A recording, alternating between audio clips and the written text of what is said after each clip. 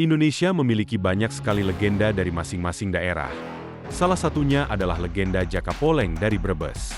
Menurut legenda, Jaka Poleng menjadi sosok pelindung yang dipercaya oleh masyarakat Brebes sejak zaman dahulu.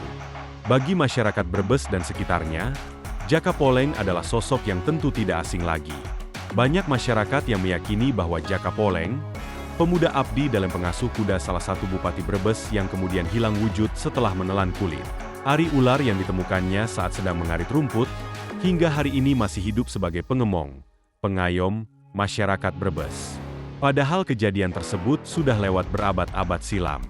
Diceritakan bahwa Kanjeng Adipati Arya Singasari Panatayudai, yang dikenal juga dengan sebutan Kanjeng Kiai Brebes, mempunyai seorang abdi dalam bernama Laksito.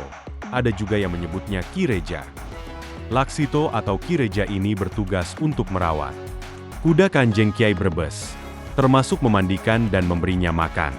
Konon, Laksito sebenarnya adalah seorang pemuda sakti. Ia berasal dari Karawang, Jawa Barat, sama halnya seperti Kanjeng Kiai Brebes yang merupakan anak dari Patih Karawang. Anagara. Singanegara menikah dengan Nyai Raden Amsyah, anak perempuan Bupati Karawang, yang bernama Raden Adipati Arya Panatayuda. Laksito kemudian mengembara hingga sampai ke Brebes, menyeberangi Sungai Pemali. Semenjak menyeberangi sungai Pemali itulah, kesaktian Laksito menghilang. Laksito kemudian berubah menjadi pemuda biasa.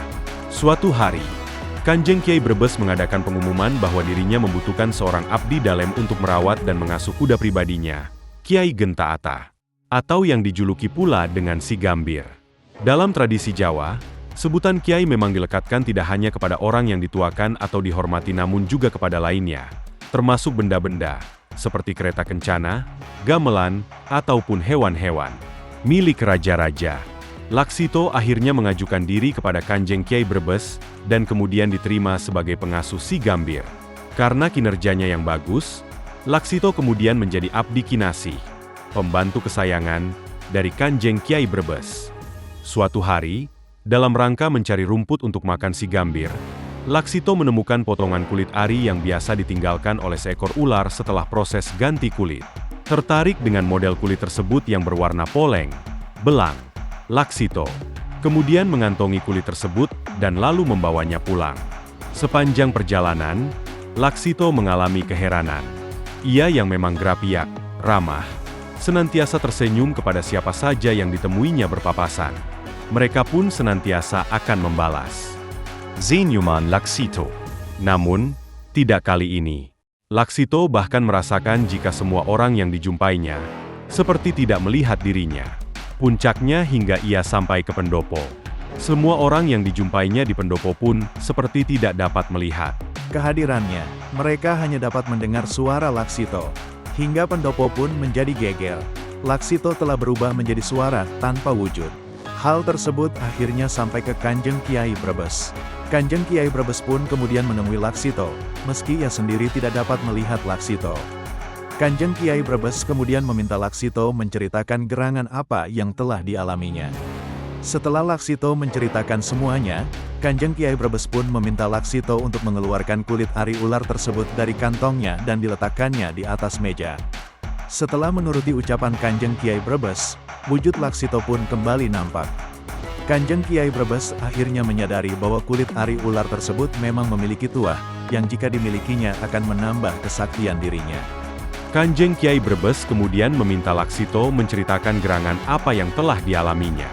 Setelah Laksito menceritakan semuanya, Kanjeng Kiai Brebes pun meminta Laksito untuk mengeluarkan kulit ari ular tersebut dari kantongnya dan diletakkannya di atas meja. Setelah menuruti ucapan Kanjeng Kiai Brebes, wujud Laksito pun kembali nampak. Kanjeng Kiai Brebes akhirnya menyadari bahwa kulit ari ular tersebut memang memiliki tuah, yang jika dimilikinya akan menambah kesaktian dirinya. Kanjeng Kiai Brebes pun meminta dan membujuk Laksito untuk memberikan saja kulit ari ular tersebut kepadanya.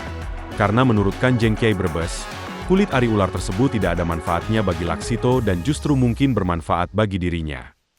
Laksito, yang memang sejatinya adalah orang sakti pula, menyadari jika sebenarnya kulit ari tersebut memang dijodohkan dengan dirinya.